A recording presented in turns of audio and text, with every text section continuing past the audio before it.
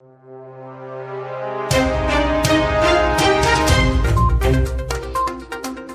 to VARINDIA News Hour. Neobanks in India are emerging to disrupt the Fintech industry.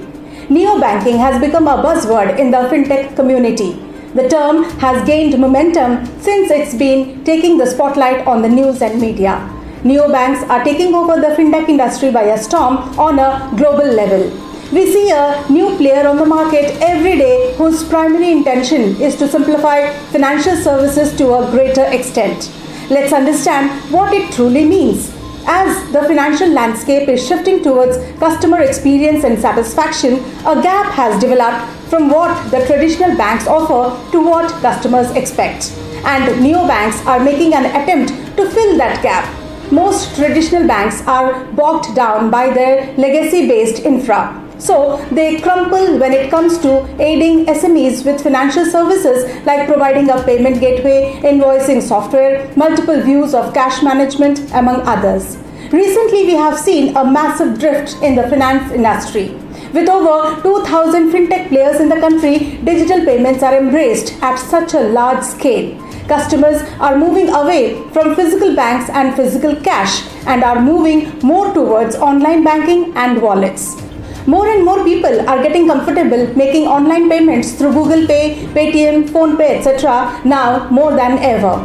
If we think about these numbers, we can see the potential neobanks have in the country. Neobanks provide the fluidity that traditional banks don't.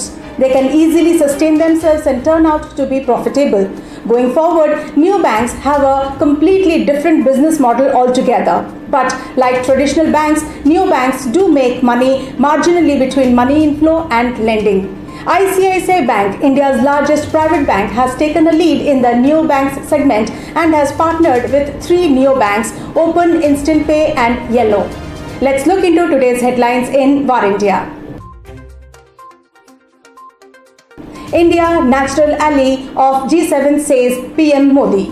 Prime Minister Narendra Modi said that India is a natural ally for the G7 countries in defending the shared values from a host of threats stemming from authoritarianism, terrorism and violent extremism, disinformation and economic cohesion. In a virtual address to a session on open societies and open economies at the G7 summit, the Prime Minister highlighted India's civilizational commitment to democracy, freedom of thought and liberty, according to the Ministry of External Affairs.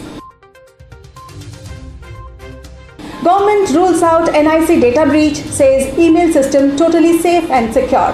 There has been no data breach into the government's email system maintained by the National Informatics Center, that is NIC, as per the official release on Sunday. The email system is totally safe and secure, the Union Ministry of Electronics and IT said, while dismissing a report claiming that data breaches in organizations such as Air India, Big Basket and Domino's had exposed email accounts and passwords of NIC emails to hackers.